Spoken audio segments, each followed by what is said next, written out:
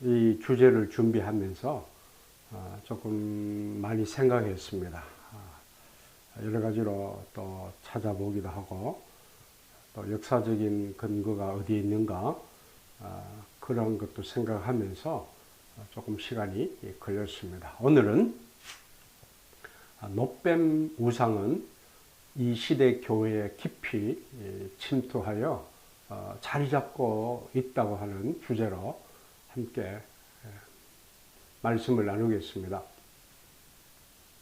사실 성경에 언급된 치유의 본래의 목적은 하나님의 능력과 존재를 증명하려는 도구였어요. 구약에서 몇 번 다룬 치유 사건 역시 하나님의 능력을 보여주기 위해서였습니다. 또한 예수님이 실행하신 치유 사역 역시 특별한 목적을 두고 행하셨습니다. 곧 구약에서 예언한 메시아가 와서 어떤 일을 하는가 그 사실을 증명하기 위해서 예수님은 치유해 주셨습니다. 근데 예수님의 치유의 능력으로 병들고 연약한 자를 돌보시며 천국 복음의 실제적인 효능을 보여주셨습니다. 그래서 병에서 고침받은 자에게 예수님이 요구하시는 것은 반드시 하나님을 믿는 믿음이다. 그것이 바로 예수님이 병을 고쳐주시면서 그들에게 부탁하신 말씀입니다. 그런데 질병을 깨끗하게 고침받은 자가 하나님을 믿지 않으면 그것은 메시아 신앙과 전혀 상관없는 한순간의 기적 사건으로 끝나고 마는 것이죠. 이런 경우의 대표적인 예가 바로 요한복음 5장의 베데스다 사건입니다. 이 부분을 제가 사건이라고 말한 이유가 있어요. 정말 대단한 일인데도 예수 그리스도를 믿는 믿음으로 연결하지 못했기 때문에 제가 사건이라 그렇게 말하는 겁니다. 38년 된 병자가 예수님의 그 한마디 말씀으로 병이 완전히 나았어요. 그런데 그 연못가에서 병 낫기 위해 기다린 대다수의 병자는 예수님의 천국 복음과 전혀 연관성이 없는 사람들이었습니다. 연못의 규모를 계산해 보니까 대략 수백 명의 사람들이 그 연못가에 앉아서 병 낫기를 기다린 것입니다. 그런데요, 그들은 하나님의 능력을 믿고 기다린 사람들이 아니었습니다. 막연하게 전해오는 신화, 즉 그리스 신화의 치료의 여신 아스클레피우스의 전설을 믿고 기다린 사람들입니다. 수년 전 고고학자들이 베데스다 연못을 발굴하여 연못을 만든 역사적인 동기가 밝혀졌습니다. 베데스다 연못은 성전에 드리는 전통적인 제사와는 전혀 상관없는 그리스 신화에 등장한 시로의 여신을 위해 만들어졌다는 겁니다. 저도 그 사실을 보고 깜짝 놀랐습니다. 그 연못가에서 예수님은 힘겹게 일생을 지낼 수밖에 없는 38년 된 병자를 주님이 선택해서 고쳐주셨습니다. 그런데 고침받은 병자는 예수님이 구원의 주님임을 몰랐습니다. 오히려 예수님을 죽이려는 유대인의 음모를 도와주는 사람이 되었습니다. 예수님이 누구신가를 알기 전에 내 병만을 고친 것으로 끝나버린 비참한 신뢰의 하나입니다. 한국 교회 부흥의 동기를 꼽으라면 신유의 은사, 병 고치며 능력 행하는 은사 때문이라 해도 틀린 말은 아닐 것입니다. 그러나 부수적인 방법이 결국은 본질을 오해하게 만들었습니다. 대표적인 예로 한국의 기도원 운동이 바로 그런 것입니다. 물론 기도원 운동의 좋은 성과도 인정합니다. 그러나 기도원이 돈과 부를 채우는 경영에 집착하게 된 후로는 영적인 순수성을 잃어버리고 말았습니다. 기도받고 병 나은 사람이 많다는 기도원을 사람들은 더 많이 찾아갑니다. 즉, 병 고치는 효과가 더 많다는 통념이 적중한 거죠. 교회 용어로 신유, 즉 신의 능력으로 병을 낫게 하는 효력이 많은 곳이라는 소문 때문입니다.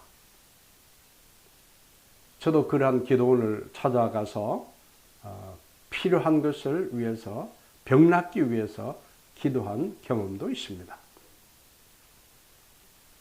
결국 특별한 사람과 특별한 장소가 전능하신 하나님을 대신하는 사업체가 된 것입니다. 병을 고침받은 사람에게는 엄청난 액수의 헌금이 요구되는 것입니다. 그냥 요구되는 것이 아니라 강압적으로 요구하는 겁니다. 어떤 면에서 거절하면 병이 재발할 수 있다는 엄포성 메시지가 그들을 불안하게 만듭니다. 생각해 보세요. 안수해서 병이 나았는데 헌금해라. 그렇지 않으면 또 재발할 수 있다는, 믿음이 약하다고 하는 그런 구실을 가지고 사람들을 무섭게 두렵게 만드는 겁니다. 거기서 돈을 많이 걷어들였고 그 돈 때문에 기도원 소유권 소송이 한때는 큰 이슈로 등장했었습니다. 치유의 은사를 주시는 하나님의 본래 목적에서 너무 멀리 가버렸습니다. 성경 어디를 찾아봐도 예수님이 병 고쳐주시고 돈 받은 흔적이 없어요. 이것은 어떤 의미에서 우상으로 둔갑한 치료의 신 놋뱀 마귀가 기도원뿐 아니라 헌금에 대한 잘못된 전통으로 한국 교회를 병들게 했습니다. 대부분의 기도 능력은 치유 사역에 집중되었습니다. 이때부터 교회는 돈이 있어야 부흥한다는 이상한 분위기로 전환되고 맙니다. 돈 없으면 예수 믿기 힘든다는 말이 나오게 됩니다. 저도 그런 사람 봤어요.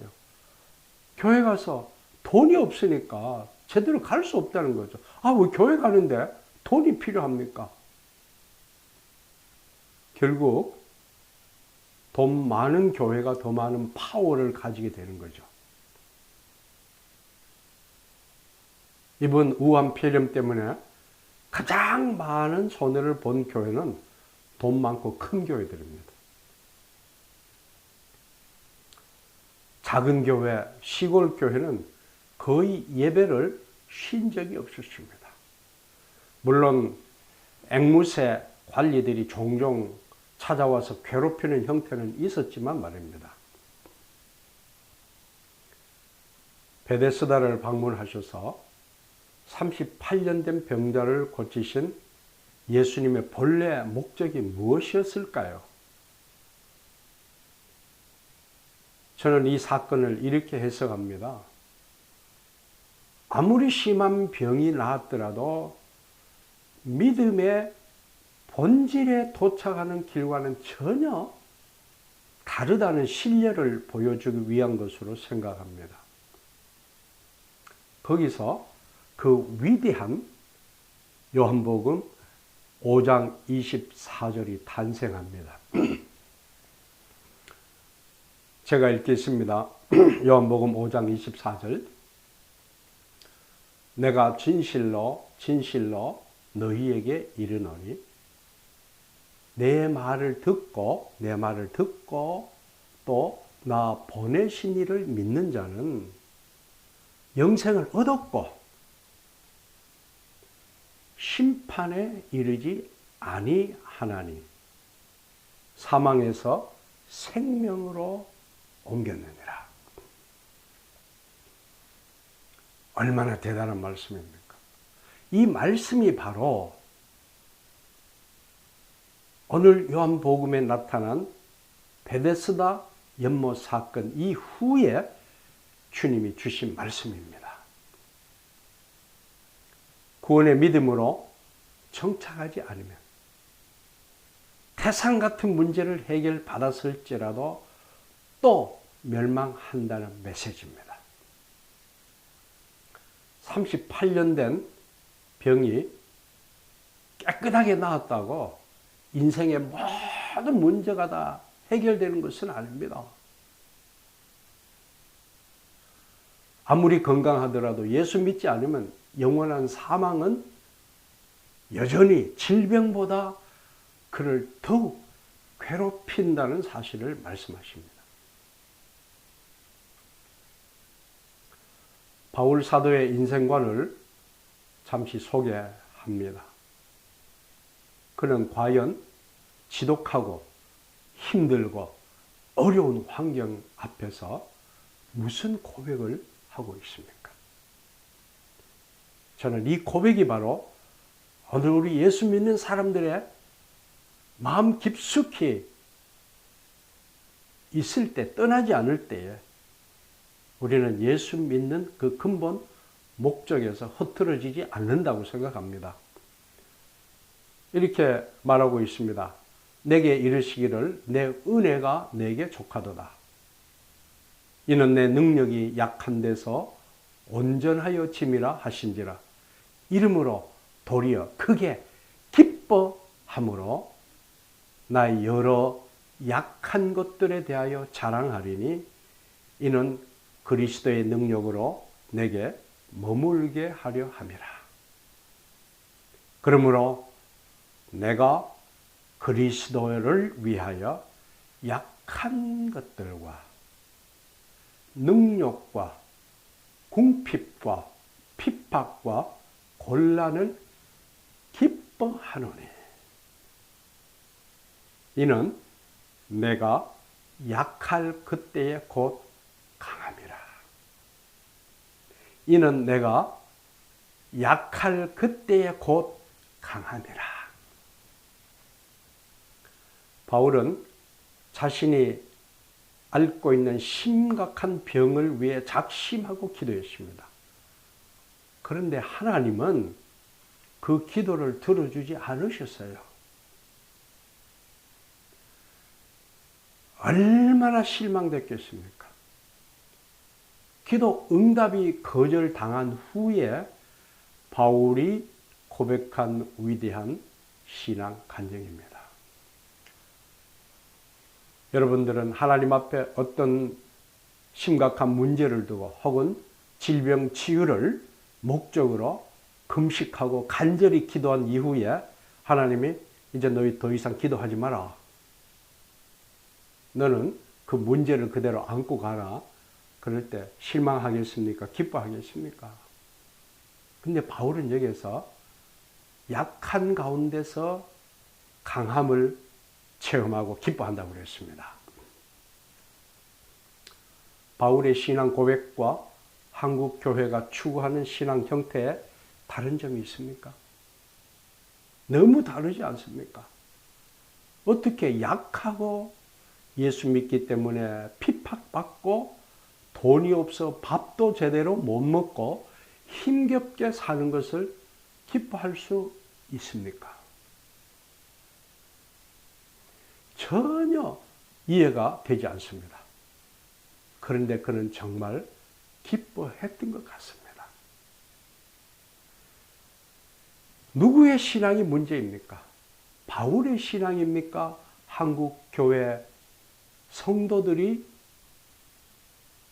추구하는 신앙입니까? 어느 것이 더 하나님이 인정하는 신앙이라고 생각합니까? 그런 면에서 돈과 재정을 교회 운영하는데 너무 중요한 자리에 앉혀놓은 지금의 교회는 어떤 면에서 실패작입니다. 너무 한심하지 않습니까? 현대교회가 중요하게 생각하는 치유사역도 교회 경영도 잘못하면 돈 신으로 둔갑한 노뱀이 그들의 우상이 되고 있습니다. 영혼을 지옥으로 몰아가는 거죠. 구원의 메시아 신앙이 없으면 그 어떤 능력도 사역도 여타 종교에서 반복하는 주술과 전혀 다르지 않습니다.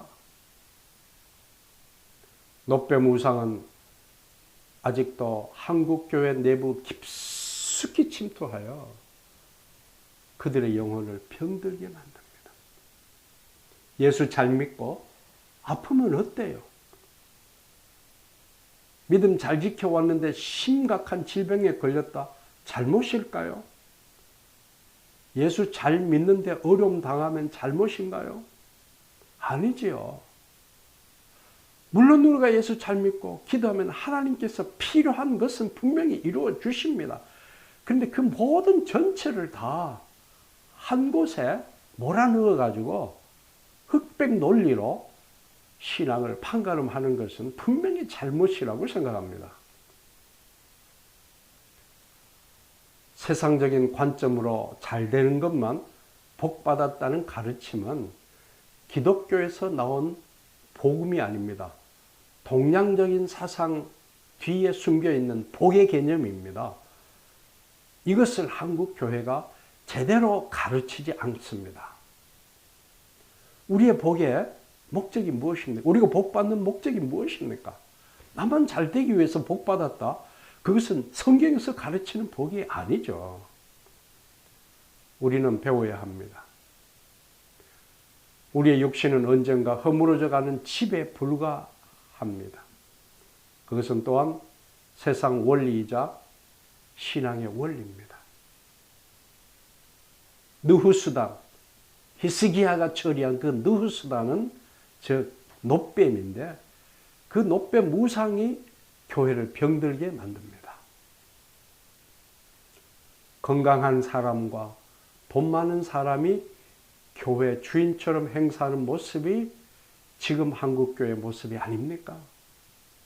말 잘하는 사람, 배경 든든한 사람이 칭찬받는 교회가 아닙니까? 바울은 나는 말을 제대로 잘하지 못하는 사람이라고 자신을 고백했습니다. 다른 사도들처럼 정통성이 없다고 무시당하기도 했습니다. 그러나 그의 메시지와 증거에는 십자가에서 죽으시고 다시 살아나신 예수 그리스도만이 그의 최고의 메시지였습니다. 그것만이 노뱀 우상과 한판 멋있게 대결할 수 있는 능력이 됩니다. 다음번에는 우리가 드리는 기도의 본질에 대해 말씀드리겠습니다. 그때까지 평안하시기 바랍니다. 잠시 기도하겠습니다. 전능하신 아버지 하나님, 오늘 이 대한민국의 교회들을 보면서 이렇게 세계적인 질병, 우한, 폐렴 때문에 고통을 당합니다. 예배를 제대로 드릴 수가 없습니다. 교회는 여러 가지 방법을 동원하여 집에서도 예배 드릴 수 있도록 문화적인 방법 혹은 TV나 혹은 온라인을 통해서 예배 드려도 괜찮다고 하지만 하나님은 아무리 생각해도 이것은 정상적인 예배가 아닌 것 같습니다. 우리에게 새로운 각오가 필요합니다. 하나님을 향하여 우리 자신을 내어놓고 회개하는 믿음의 모습이 필요합니다. 오늘 이 한국 교회와 이 한국 강산을 주께서 붙잡으시고 이 놋뱀 같은 우상이 한국 사람들의 마음에서 온전히 떠나게 하시고 정말 하나님을 향하여 신실하게 엎드리는 이 나라 이 강토 교회가 성도들이 되게 하여 주옵소서. 예수 그리스도의 귀하신 이름으로 기도합니다. 아멘.